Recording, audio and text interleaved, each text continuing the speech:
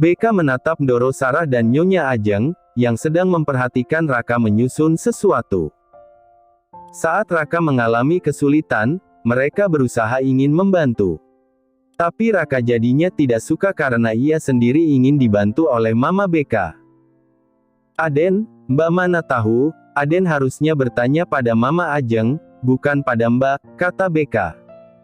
Ajeng suka dengan kepatuhan wanita ini. Sedangkan Raka mencebitkan bibirnya. Raka enggak mau mama yang lain lagi. Kenapa Raka punya banyak sekali mama? Raka mau 2 saja, sekarang Raka mau Mama Embe saja. Ini kesini sayang, kata Ajeng. Ajeng berusaha terlihat seperti ibu yang baik di depan video callan Tuan Rama.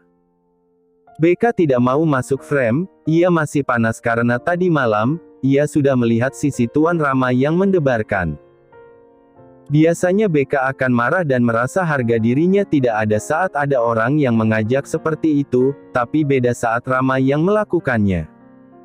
Sekarang efeknya masih ada jadi, jangan bertemu Tuan Rama dulu. Sedang Rama, hanya menatap tangan Rebecca yang kelihatan di layar. Rama tidak bisa menahan dirinya lagi, andai jika Rebecca di sampingnya, Rama akan mengajak wanita itu kemanapun, tentunya di pikiran Rama hanya sekedar swab. Kenapa Rama bertingkah seperti pengantin baru? Ayah kapan pulang? Tanya Raka membuat Rama menoleh. Secepatnya, kata Rama. Rama rasanya ingin menghubungi Rebecca saja. Supaya bisa tahu, apa saja yang wanita itu sedang lakukan sampai duduknya menjauh begitu. Secepatnya itu kapan Ma? Tanya Raka tiba-tiba membuat BK gelagapan. Ajeng menoleh pada Raka, ia kira Raka bertanya padanya.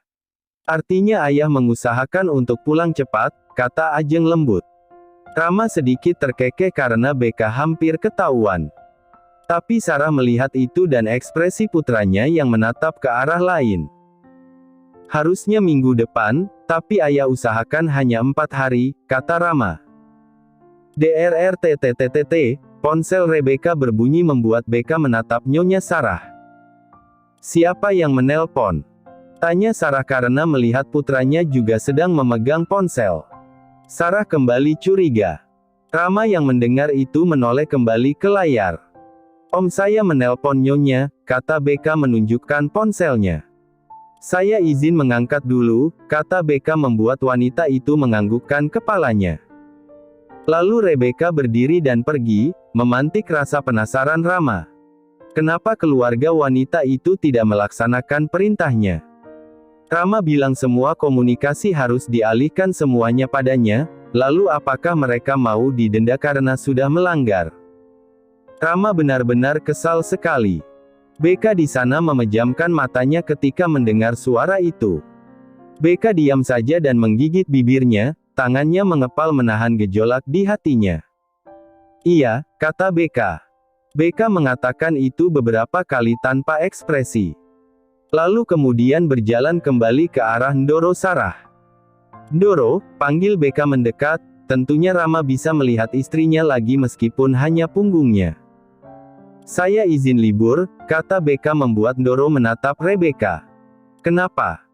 Ayah saya meninggal hari ini Ndoro, jadi saya harus pulang, kata BK membuat wanita paruh baya itu menatapnya prihatin. Ya sudah berkemaslah dan pulang, kata Ndoro Sarah. BK berdiri, lalu menatap anak kecil dengan senyuman manisnya. Ia hanya tidak menatap Rama yang diam di sana.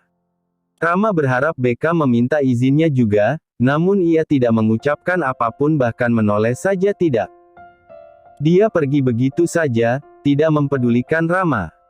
Saat BK pergi, Raka tampak mau ikut, tapi ditahan. Saat BK menghilang di depannya, anak itu menangis. Mah sudah dulu ya, kata Rama membuat Sarah semakin menaruh curiga. Rama mematikan panggilan saat BK sudah tidak ada di sana. Sarah tidak mungkin tidak tahu, bahwa ia mulai mengetahui gelagat aneh putranya. Ajeng, Mama ke kamar dulu ya, kata Sarah dan berlalu masuk ke kamarnya. Sarah mengambil ponselnya dan menghubungi seseorang. Bantu saya mengawasi Rama, Tora, kata Sarah. Tuan Rama. Tadi baru saja keluar Nyonya, saya lihatnya, buru-buru sekali, kata lelaki itu. Keluar? Keluar kemana? Tanya Sarah. Saya tanya ke asistennya dulu ya Nyonya, kata lelaki itu lalu kemudian mematikan panggilan. Sarah jadi tidak bisa diam. Ia melihat ke jendela di mana pembantunya itu berjalan keluar mansionnya dengan barang tidak seberapa, hanya tas saja, seakan-akan tidak seperti orang yang mau pulang kampung pada umumnya yang membawa banyak barang. Ia sudah menyewa mobil online. Sarah melihat BK bertelponan dengan seseorang jadi Sarah iseng-iseng menelpon putranya juga, dan panggilan berada di panggilan lain. Apa yang sebenarnya terjadi? Sarah belum sepenuhnya percaya, hingga panggilan dari Tora kembali terdengar. Halo Nyonya. Iya. Ternyata Tuan Rama hari ini sedang mengurus kepulangannya ke Indo. Saya tidak tahu alasannya apa, tapi yang pasti, dia sangat buru-buru, kata Tora. Sarah bukan curiga lagi, tapi sudah yakin dengan apa yang ada di pikirannya. Putranya ikut khawatir saat tahu Rebecca kehilangan ayahnya, dia bahkan memilih pulang meskipun tahu itu adalah hari pertama ia di Jepang. Sarah memanggil pembantunya dan dua orang masuk ke dalam kamar. Panggilkan Dokter Gautama, saya merasa tidak enak badan, kata Sarah, memanggil dokter keluarga mereka. Sarah semakin pusing saja rasanya, ia hampir jatuh ketika dua pembantunya tidak menahannya. Rama kamu benar-benar akan sangat mengecewakan Mama dan keluarga nak. Astaga Rama, kata Sarah berkali-kali. Pembantunya jadi bingung, Tuan Rama memangnya melakukan apa sampai Nyonya berlaku seperti ini. Lelaki itu sudah meninggal. Lelaki yang menyakiti hati Mama sudah berpulang. Mama bisa hajar ayah, lalu gantung seperti Mama melakukannya untuk menakuti BK di pagi hari itu. Mama, ayah sudah meninggal. BK tidak tahu harus menangis atau tertawa sekarang. Sekarang BK sudah sendirian. Andai saja ayah hari itu tidak meninggalkan hutang, mungkin BK tidak akan menikah dengan majikan BK. Bahkan saat ayah mau pergi pun dia selalu meninggalkan masalah. Kedatangan BK hari ini, hanya ingin mencari tahu, apakah ayah meninggalkan warisan atau tidak. Mereka tidak akan membuat masalah lagi, atau mereka akan berurusan hukum dengan Tuan Rama karena sudah mengganggu kenyamanan hati BK, Ma. Jadi BK pulang anggaplah untuk mengantar ayah untuk terakhir kalinya. Dulu saat Mama meninggal, ayah juga datang mengantar Mama ke tempat peristirahatan terakhir Mama, kan? BK menghela napasnya dan selama perjalanan ia hanya diam saja. BK juga tidak percaya papanya meninggalkannya. Kenapa BK harus pulang? Karena BK dipanggil. Apa BK akan tetap jadi anak durhaka dengan tidak datang di pemakaman ayahnya? BK tidak mau menerima panggilan Tuan Rama karena takut tuannya itu melarangnya pergi ke desa. Ia bertelponan dengan paman, karena paman mau BK datang untuk terakhir kalinya. BK juga mematikan ponselnya karena tidak mau diganggu. Ketika BK sampai di rumah itu, sudah ada bendera putih, dan rumah jadi ramai. Ternyata mereka tidak berbohong, BK mengira mereka kembali membohonginya. Ayah belum dibawa ke tempat terakhirnya, katanya menunggu BK. Sekejap BK menjadi orang penting. Selama itu BK hanya diam saja menatap tubuh itu. BK tidak bersuara, BK tidak menyentuh ayahnya, BK hanya menatapnya. Sama seperti Mama hari itu, BK hanya melihat mereka. BK tidak menangis, seperti orang di sekitarnya. BK kuat. Bahkan sampai ayah dibawa ke tempat peristirahatan terakhirnya, BK tidak menunjukkan tanda-tanda pada umumnya keluarga berduka. BK tidak menangis. Harusnya kamu nangis biar sedikit saja, kata Mama tiri BK. BK tersenyum. Saya gak suka palsu, kata BK, membuat Mama tirinya mendesis. Enggak datang sama suami kamu, Kak? Tanya Tante BK. BK hanya menggeleng. Kenapa sih gak datang bareng? Kalian kan terhitung masih pengantin baru loh Kak, katanya lagi. BK menoleh. Buat apa dia ikut, kata BK mendecih. Ya buat apa lagi? Nemenin kamu. Dia majikan aku, bukannya suami aku, kata BK kesal. Tante BK itu kemudian berdecak. Kamu jadi istri makanya jangan kasar-kasar, suami kamu itu tampak menyukai kamu loka, sampai ngeluarin duit 1 M cuman untuk kamu. Bukan urusannya tante, jadi gak usah cari-cari yang gak ada, kata BK. Hati-hati aja nyesel kamu kalau dia udah gak suka sama kamu lagi, katanya membuat BK tidak menunjukkan ekspresi apapun. Rebecca tidak tahu apa lagi yang BK lakukan di rumah ini, ayah sudah tidak ada. Ketika BK akan pulang, Om melarang, karena malam ini ada pengajian, dan besoknya takziah. BK bisa pulang setelah 2 acara itu sudah dilaksanakan. Di pengajian, BK tahu banyak lelaki muda dan tua naksir padanya, karena memang BK cantik, beda dengan Rasta yang meskipun bertitel calon dokter dan terpelajar, mukanya lebih kasar dan menyebalkan, cantik tapi gak cantik amat yang bisa dipandangi setiap saat. Beda dengan BK yang wajahnya menenangkan meskipun terlihat dingin, cantiknya alami tapi semakin cantik saat di makeup. Kamu tambah cantik aja, kata seseorang. Makasih Bu, tapi tolong jangan dipuji lagi, kata BK tidak suka dipuji. Oh maaf, Ibu tadi agak pangling melihat kamu, tambah cantik aja kamu Eca, katanya membuat Rebecca mengangguk. BK itu gak suka diajak berbicara, dan hanya diam saja. Bagi Rebecca bersikap baik pada mereka semua hanya akan membawa petaka baginya. Setelah acara pengajian itu selesai, BK kemudian masuk ke kamarnya. BK ingin tidur, tidak usah terlalu terlihat baik.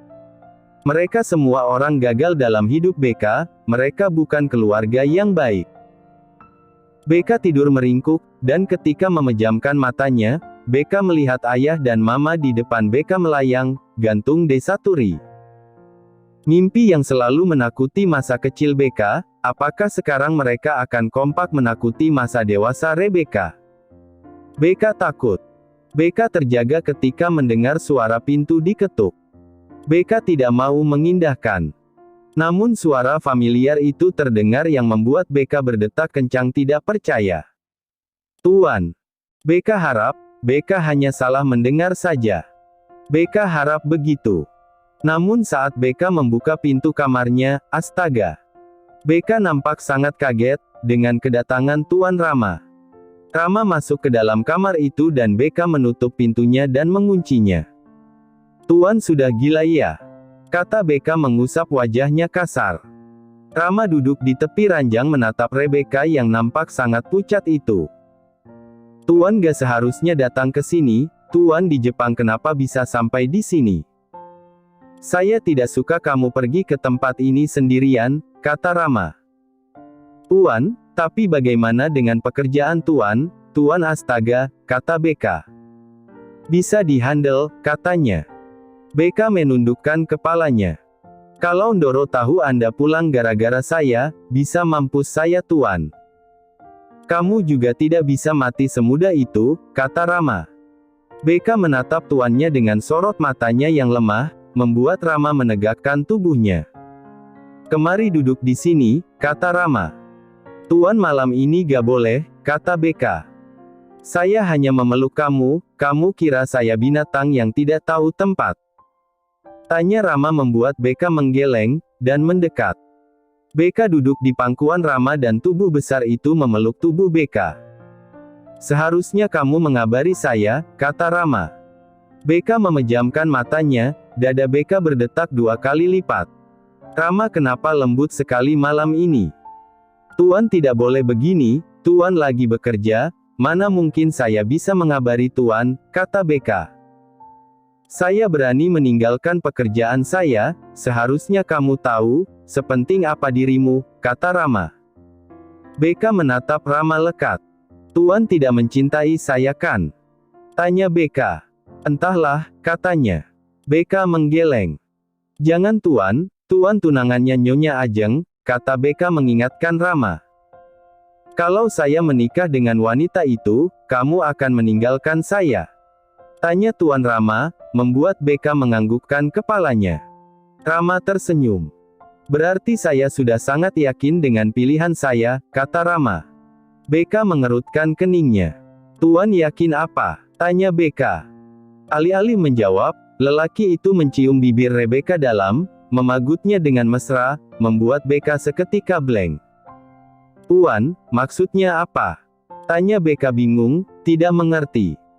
Saya tidak akan melepaskanmu, kata Rama, dan memeluk tubuh itu. Saya gila jika harus menggantimu dengan wanita lain, saya bahkan tidak berhenti memikirkanmu terus, kamu membuat saya nyaris gila, karena panggilan telepon saya kamu tolak, kata Rama. Tuan, kata Beka menatap lelaki itu. Tuan gak boleh jatuh cinta pada saya Tuan, pokoknya gak boleh Tuan, kata Beka. Alih-alih menjawab, Rama membaringkan tubuh Rebeka di atas ranjang, dan memeluknya erat. Entahlah saya tidak tahu, saya lelah, kita bicara besok pagi saja, kata Rama dan mendekap tubuh babysitter yang kini statusnya adalah istri sirinya itu. Rama benci penolakan, dan wanita ini sering melakukannya. Beka bingung dan melihat Tuan Rama yang sudah terpejam. Lelaki ini memang terlihat sangat kelelahan, lagi pula kenapa Rama sampai datang? Apa dia sedang memastikan perasaan Beka sedang sedih dan berduka? Beka memejamkan matanya dan ikut memeluk tubuh itu erat. Meskipun nyaman di pelukan tuannya tetap tidak boleh jatuh cinta pada Rebeka. Karena kehadiran Tuan Rama, Beka tidak memimpikannya mama dan ayahnya lagi. Ketika Beka sudah tertidur, Rama kembali membuka pejaman matanya. Rama menatap Rebeka lekat dengan tatapannya yang dalam dan penuh kelembutan. Kenapa Rama sampai melakukan hal ini? Kenapa Rama sampai sejauh ini? Hanya karena wanita ini, ia sampai tidak memikirkan apapun lagi. Namun saat melihatnya yang tampak baik-baik saja, Rama bisa merasakan kelegaan luar biasa. Rama memeluk tubuh itu erat dan ikut terpejam. Ia tahu mengenai perasaannya sekarang, ia sudah sangat yakin bahwa ia tidak akan pernah bisa melepaskan wanita ini sampai kapanpun. Seperti biasa di rumah ini, mereka harus menjalankan sholat subuh, sehingga Rama bangun lebih awal. Di masjid, Rama menatap ponselnya, di mana banyak sekali pesan dari mamanya. Kata asisten kamu pulang Rama. Pulang kemana? Rama, mama harap kamu tidak akan mengecewakan mama. Kamu tidak melakukan apapun yang membuat mama khawatir. Rama balas pesan mama. Pernikahan kamu dimajukan, hari ini jika kamu tidak datang ke rumah, mama akan mulai menyebar undangan kalian, Ram. Mama tidak tahu kamu kemana, bersamaan dengan Rebeka yang juga pergi. Mama jadi berpikir macam-macam. Mama tidak mau kamu dengan wanita selain pilihan Mama Rama, jadi pulanglah, banyak yang mau Mama katakan padamu. Pulanglah Ram. Rama menghubungi seseorang untuk mengawasi Rebeka. Lelaki itu tidak menunggu malam di mana takziah ayah Rebeka dilaksanakan. Lelaki itu meninggalkan Rebeka saat jam 6 pagi. Rama sepertinya sudah ketahuan, dan Rama perlu menjelaskan semuanya. Terima kasih sudah menonton, guys. Jangan lupa klik like jika kalian menikmati cerita ini, subscribe untuk update konten seru lainnya, dan tinggalkan komentar di bawah tentang apa yang kalian pikirkan atau cerita apa yang ingin kalian dengar selanjutnya. Dukungan kalian sangat berarti.